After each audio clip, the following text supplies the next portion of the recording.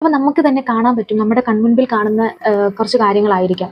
അതായത് എല്ലാ രീതിയിലുള്ള ഫിനാൻഷ്യലി സ്റ്റേബിൾ ആയിരിക്കാം. അതായത് അവർക്ക് എല്ലാ കാര്യങ്ങളും സെറ്റ് ആയിരിക്കും, പക്ഷേ സന്തോഷമില്ല. അതേസമയം നമ്മുടെ തൊട്ടടുത്ത് കിടക്കുന്ന ചിലപ്പോൾ വലിയ ഫിനാൻഷ്യലി സ്റ്റേബിൾ ഒന്നും ആയിരിക്കില്ല, കുഞ്ഞു വീടും, അവർക്ക് ഒത്തിരി സൗകര്യങ്ങളൊന്നുമില്ല, പക്ഷേ അവർ ഭയങ്കര എന്താ പറയുക, അവരുടെ ആ ലൈഫിൽ അവർ ഒതുങ്ങിക്കീട് ജീവിക്കുകയാണെന്നുണ്ടെങ്കിലും അവർ ഭയങ്കര സന്തോഷം അല്ലെങ്കിൽ സംതൃപ്തി ഉള്ളവരായിരിക്കും. ഒരു ധനികനായ മനുഷ്യനുണ്ടായിരുന്നു. അപ്പോൾ പുള്ളിക്കാരൻ്റെ ഒരു ഒഴിവ് സമയം ആസ്വാദകരമാകാൻ വേണ്ടിയിട്ട് ഒരു ദ്വീപിലേക്ക് പോവുകയാണ്.